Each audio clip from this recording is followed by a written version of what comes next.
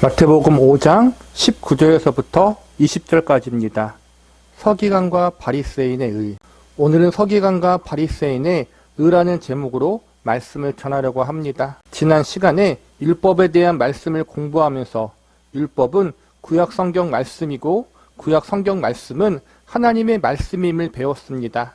사람들이 율법을 대하는 잘못된 입장은 크게 두 가지입니다. 하나는 율법을 너무 강조한 나머지 율법을 지켜야 구원을 받는다는 입장이 있는데 우리는 이것을 가리켜 보통 율법주의라고 부릅니다. 또 하나는 율법이 구약의 법이기 때문에 신약 시대에는 더 이상 지킬 필요가 없다고 주장하는 입장이 있는데 이러한 입장을 우리는 무율법주의라고 부릅니다. 율법주의나 무율법주의나 모두 잘못된 입장입니다. 율법은 구약 성경을 대표하는 가르침이라고 할 수 있고 복음은 신약 성경을 대표하는 가르침이라고 할 수 있습니다. 구약의 말씀과 신약의 말씀이 서로 깊이 관련되어 있습니다. 좀 더 구체적으로 말하자면 율법과 복음의 관계는 폐지가 아니라 성취라고 할 수 있습니다. 구약은 앞으로 오실 메시아에 대한 약속과 예언이 기록되어 있고 신약은 그 메시아가 바로 예수님이시고 그 예수님이 어떠한 사역을 이루셨는지를 기록하고 있습니다. 사실 구약의 모든 말씀들은 궁극적으로 앞으로 오실 메시아, 즉 예수 그리스도를 나타내는 일종의 그림자 혹은 상징의 역할을 한다고 할 수 있습니다. 구약의 제사법이나 의식법은 예수님이 오셔서 이루실 구속사역이 무엇인지를 상징적으로 알려주고 있고 구약의 도덕법 역시 예수님만이 율법이 요구하는 의의 기준을 모두 충족시킬 수 있는 유일한 분이심을 나타내주고 있습니다.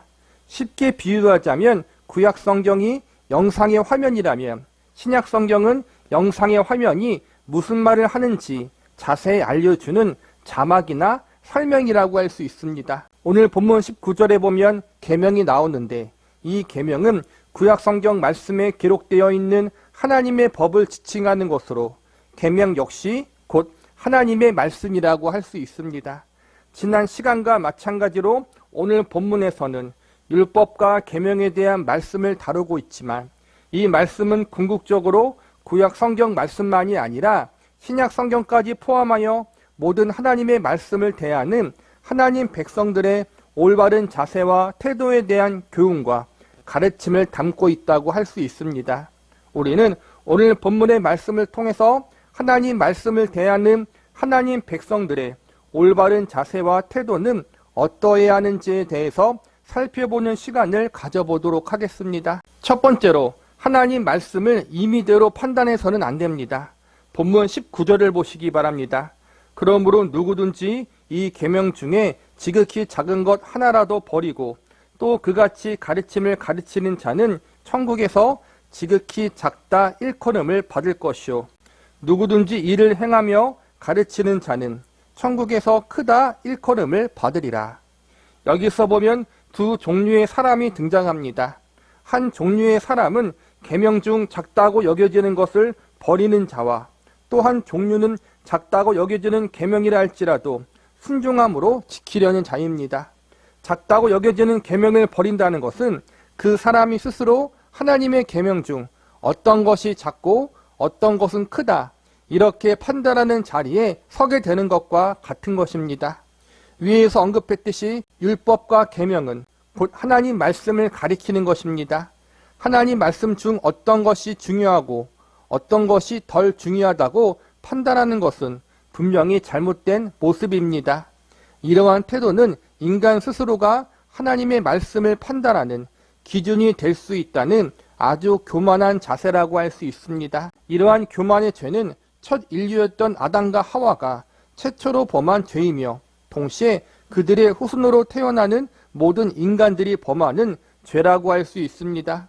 하나님은 아담과 하와에게 선악을 알게 하는 나무의 열매를 먹지 말라고 말씀하셨습니다.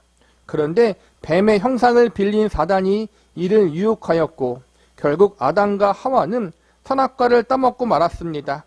선악과를 따먹는 이유는 그들 스스로가 옳고 그름의 기준, 선과 악의 기준을 판단하고 결정하는 존재가 되려는 교만한 생각을 가지고 있었기 때문입니다. 옳고 그름의 기준, 선과 악의 기준은 하나님이십니다. 하나님이 옳다고 하면 옳은 것이고 그르다 하면 그른 것입니다. 그런데 아담과 하와는 하나님의 기준이 아닌 자기 자신들의 생각과 판단을 기준으로 삼으려는 시도를 하였습니다. 다시 말하자면 하나님의 말씀을 더 이상 듣지 않고 자신들이 원하는 대로 인생을 살겠다는 것입니다. 이는 결국 하나님이 주인 되시는 삶을 거절하고 자신들이 스스로 주인 된다는 일종의 반역과도 같습니다. 여기서 우리가 배워야 하는 교훈은 하나님의 말씀이 우리를 판단하고 우리를 훈계하는 것이지 우리 자신이 말씀을 뛰어넘어 말씀을 판단하려고 해서는 결코 안 된다는 것입니다. 즉 인간 스스로 하나님의 말씀을 판단하거나 저울질하는 자리에 서서는 결코 안 된다는 것입니다. 저와 여러분은 지금 어떠한 자리에 서 있습니까? 하나님의 말씀의 권위를 인정하고 하나님의 말씀이 우리의 삶의 기준이 되어 그 말씀 앞에 온전히 순종하려는 자리에 서 있습니까? 아니면 우리 자신이 하나님 말씀을 판단하고 우리의 생각이 기준이 되려는 교만하고 건방진 자리에 서 있습니까?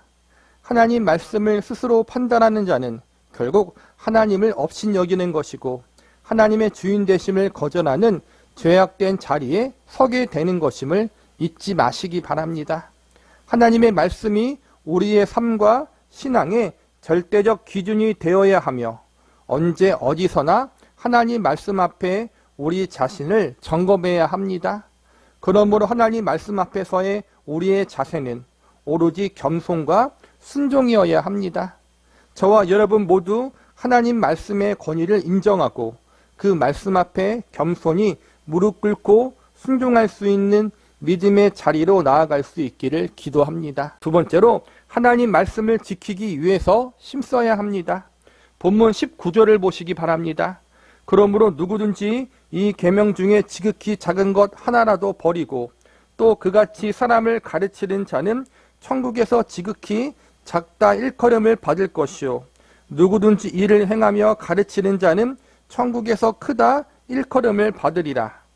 이 말씀은 결국 하나님의 말씀을 제대로 지키지 못하는 성도가 있는 반면 하나님 말씀을 제대로 잘 지키는 성도가 있다는 뜻이 됩니다. 이는 성도 각 사람이 가지고 있는 믿음의 성숙과 깊이가 다르기 때문에 발생하는 문제라고 할 수 있습니다. 여기서 보면 예수님이 천국에서 크고 작음에 대한 이야기를 하고 계시는 것으로 보아 19절 말씀은 구원에 관한 말씀이 아니라 상급에 관한 말씀임을 알 수 있습니다. 계명을 잘 지키고 하나님 말씀을 잘 순종하는 여부가 천국에 들어가고 못 들어가고의 문제를 결정짓는 것이 아니라 천국에서의 상급의 문제를 결정짓는다는 것입니다. 즉 믿는 성도들 안에서도 믿음의 성숙에 따라서 하나님 말씀을 지키는 정도의 차이가 있을 수 있다는 것을 알려주시고 동시에 믿는 성도들에게 하나님이 주시는 상급이 있다는 사실도 알려주고 계시는 것입니다. 하나님의 말씀을 지키고 순종하는 일은 하나님의 백성들이 마땅히 행해야 할 책임이고 의무입니다. 우리는 우리가 하나님 말씀을 충성되게 잘 지켰다고 해서 그것을 내세우거나 자랑해서는 안 됩니다. 우리는 피조물로서 또한 하나님의 종으로서 창조주가 되시고 우리의 주인 되시는 하나님 앞에 그저 충성되이 성실히 그분의 말씀을 잘 지켜 행하도록 힘쓰면 되는 것입니다. 그런데 감사하게도 하나님은 우리의 순종을 귀하게 보시고 그 순종에 대한 상급을 준비하고 계신다고 약속하고 계십니다. 이는 하나님이 우리를 단순한 피조물과 종으로만 보지 않는다는 것을 의미합니다. 상급을 주신다는 것은 우리를 매우 인격적인 존재, 하나님이 보시기에 존귀한 존재로 보고 계시다는 것입니다. 얼마나 존귀한 존재로 보고 계시느냐 하면 우리를 위해서 하나님의 독생자 외아들 예수 그리스도의 생명을 십자가에 내어주시기까지 존귀하게 여겨주고 계십니다. 로마서 8장 32절에 보면 다음과 같이 설언합니다. 자기 아들을 아끼지 아니하시고 우리 모든 사람을 위하여 내주시니가 어찌 그 아들과 함께 모든 것을 우리에게 주시지 아니하겠느냐. 우리 믿는 성도는 하나님이 예비하신 상급을 바라보고 기대할 수 있는 사람들입니다. 물론 상급을 바라는 것이 우리의 최종적인 목적이 되어서는 안 됩니다. 우리의 최종 목적은 우리를 구원하신 하나님과 예수님 그 자체에 있습니다. 우리의 모든 순종과 복종은 우리를 구원하신 하나님과 예수님의 은혜와 사랑에 대한 감사로부터 시작되어져야 합니다. 여기서 너무나도 감사한 사실은 하나님은 우리가 마땅히 해야 할 일에 대해서 열정페이를 강요하듯 우리의 순종과 복종을 요구하지 않으신다는 것입니다. 열정페이란 어떠한 일을 배운다는 자세로 혹은 감사하는 마음으로 무보수나 하는 일에 비해서 적은 보수를 받게 되는 것을 의미합니다. 그러나 하나님은 우리에게 그렇게 하지 않으십니다. 하나님은 우리가 행한 모든 일에 대한 상급을 준비하시되 작은 어린아이에게 냉수 한 그릇을 주는 것까지 기억하시고 상을 주시는 세심한 분이십니다. 하나님이 이처럼 상급을 예비해 주신다는 것은 우리로 하여금 우리의 모든 고생과 눈물을 하나님이 알아주신다는 위로와 격려의 의미도 포함되어 있습니다. 이 땅에서도 나의 고생과 어려움을 알아주는 친구가 있다면 참으로 큰 위로와 격려가 될 것입니다. 그런데 우리는 사람이 아니라 창조주 하나님이 우리의 모든 아픔과 한숨과 고통을 다 알고 계신다고 말씀하고 계십니다. 그리고 한 발 더 나아가 모든 것을 하나님의 때에 상급으로 갚아주신다고 약속하고 계십니다. 우리가 믿고 의지하는 하나님은 이처럼 참으로 좋으신 분이십니다. 우리는 하나님이 단순히 창조주이기 때문에 그분을 믿고 따르는 것이 아닙니다. 우리가 하나님께 순종하는 이유가 그분의 절대적 능력 때문만은 아니라는 것입니다. 우리는 그분이 우리의 구주이시며 동시에 우리를 가장 사랑하시는 아버지가 되시기 때문에 그분을 믿고 따르는 것입니다. 우리가 의인이 아니라 우리가 아직 죄인 되었을 때 하나님은 사랑으로 우리를 찾아오셨습니다. 그리고 하나님의 사랑을 근거로 하여 그분의 모든 것을 내어주시고 하늘의 가장 좋은 것들을 상급으로 예비하여 주셨습니다. 그러기에 하나님에 대한 우리의 충성과 순종의 제일 큰 이유는 다른 것에 있지 않고 바로 하나님의 사랑에 대한 우리의 반응이고 응답에 있는 것입니다. 그러므로 이제는 억지로가 아니라 기쁨으로 하나님 말씀을 지키는 자리로 나아갈 수 있는 것입니다. 하나님은 우리의 하나님이요 사랑의 아버지가 되신다는 사실로 인하여 즐거워하는 마음으로 그분의 말씀에 기꺼이 순종할 수 있는 믿음의 자리에까지 나아갈 수 있는 저와 여러분이 되시기를 기도합니다. 세 번째로 하나님 말씀을 바르게 알아야 합니다. 본문 20절을 보시기 바랍니다. 내가 너희에게 이르노니 너희 의가 서기관과 바리새인보다 더 낫지 못하면 결코 천국에 들어가지 못하리라. 서기관과 바리새인들은 종교인들이었습니다. 오늘날로 말하자면 신학자나 목회자라고 할 수 있습니다. 예수님이 지적하신 서기관과 바리새인의 의는 크게 두 가지라고 할 수 있습니다. 하나는 외식이었고 또 하나는 자신들의 종교적인 열심이었습니다. 외식은 다른 사람에게 자신의 거룩함을 보여주려는 의도로 행하는 종교 생활이라고 할 수 있고, 종교적 열심은 인간 스스로가 만들어내는 공로의식이라고 할 수 있습니다. 이들은 사람들에게 자신들의 종교적 생활이 얼마나 철저한지 보여주기 원했습니다. 그래서 사람들이 많이 모이는 곳에서 큰 소리로 기도했고 자신이 금식한다는 것을 다른 사람들에게 드러내며 자신의 헌신적인 종교 생활을 홍보하며 다녔습니다. 쉽게 이야기하자면 자기 자신이 얼마나 거룩한 사람인지 다른 사람들 앞에서 자랑하려고 했던 것입니다. 또한 이들은 안식일을 온전히 지켰고 소득의 11조를 가감없이 바쳤습니다. 정해진 기간과 시간이 되면 기도와 금식을 행했고 그 당시 하나님의 말씀이었던 구약 성경을 그 누구보다 열심히 연구하고 또한 가르쳤습니다. 당시 이스라엘 백성들이 보기에 이들은 너무나도 종교적으로 훌륭했습니다. 특히 바리새인들은 그 당시 많은 백성들의 지지와 존경을 얻는 종교인들이었습니다. 그러나 가장 큰 문제는 이러한 자신들의 종교적인 열심이 그들 스스로를 의롭게 만드는 공로가 된다고 여기고 있었다는 것입니다. 예수님은 겉으로 보이는 삶의 모습으로는 흠잡을 데가 없어 보이는 서기관과 바리새인들을 향해서 크게 꾸짖으시고 그들의 잘못된 외식과 공로의식을 지적하십니다. 이들의 가장 큰 잘못은 하나님의 말씀을 자신들의 거룩과 의로움을 드러내주는 일종의 자기 자랑의 도구로 이용했다는 것입니다. 시브리서 4장 12절에 보면 이렇게 설언하고 있습니다. 하나님의 말씀은 살아있고 활력이 있어 좌우의 날선 어떤 것보다 예리하여 혼과 영과 및 관절과 골수를 찔러 쪼개기까지 하며 또 마음의 생각과 뜻을 판단하나니 우리를 자랑하거나 우리의 그 잘남을 드러내기 위하여 하나님의 말씀이 이용되어지는 것은 분명한 잘못입니다. 오히려 하나님의 말씀은 우리의 죄악됨을 드러내고 우리로 하여금 하나님 앞에 회개하여 하나님의 은혜를 구하게 만드는데 사용되어야 합니다. 서기관과 바리새인들은 하나님의 말씀을 연구하고 가르치는 사람들임에도 불구하고 그 말씀을 그저 자신들의 의로움만 드러내는 도구로밖에 사용하지 못한 것입니다. 본문 20절 말씀을 다시 보시기 바랍니다. 내가 너희에게 이르노니 너희 의가 서기관과 바리새인보다 더 낫지 못하면 결국 천국에 들어가지 못하리라. 우리의 의가 서기관과 바리새인들보다 나아야 한다는 말씀은 결국 하나님 말씀이 본래 우리에게 말씀하는 바를 이해하고 그 말씀에 바르게 반응해야 한다는 것입니다. 하나님 말씀은 우리 자신이 스스로 의로움을 만들어낼 수 없다고 가르치고 있습니다. 우리 자신의 종교적 열심히 만들어내는 의로는 하나님 앞에 의롭다 인정함을 받지 못한다는 사실을 알려주고 있습니다. 종교적 열심이 필요 없다는 것이 아닙니다. 예수님은 종교적인 열심도 필요하다고 말씀하시면서 이것도 행하고 버리지 말라고 말씀하셨습니다. 예배하고 기도하고 찬송하고 말씀 보는 이 모든 것이 종교적 열심에 포함됩니다.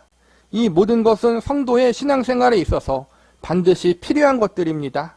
특별히 우리는 외식함 없이 자기 자랑이 아닌 정말로 하나님을 향한 사랑의 마음으로 성심을 다해 종교적인 열심을 품어야 합니다. 예수님은 분명 이 부분도 우리에게 중요하다고 알려주셨습니다.